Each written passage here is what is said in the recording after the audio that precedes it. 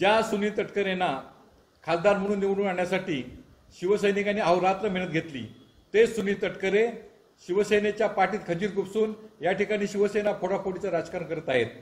याचंच उदाहरण म्हणजे माणगाव नगरपंचायतीचे नगराध्यक्ष नगरसेवक यांना प्रत्येकी 25 लाख रुपये देऊन या ठिकाणी आमिष दाखवून त्यांना ऑफर दिली जात आहे, हे अत्यंत फार चुकीचं आहे।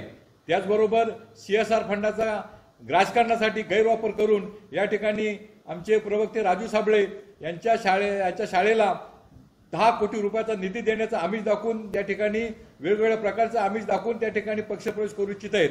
आमची एक विनंती आहे की सुनील तटकरे हे महाराष्ट्र राज्याचे नेते आहेत, युतीतले नेते आहेत, आणि त्याच नेत्यांनी जर अशा प्रकारे युतीचा धर्म नाही पाळला तर खऱ्या अर्थाने आम्ही त्याची तक्रार आदरणीय मुख्यमंत्री, दोन्ही उपमुख्यमंत्री आणि राज्याचे उद्योगमंत्री यांच्याकडे केलेले आहेत। मला कल्पना आहे की महाराष्ट्राचे मुख्यमंत्री अत्यंत पारदर्शक आहेत आणि अत्यंत संवेदनशील आहेत, ते नक्कीच या पद्धतीत दखल घेतील आणि योग्य ती संमती असा मला आत्मविश्वास आहे।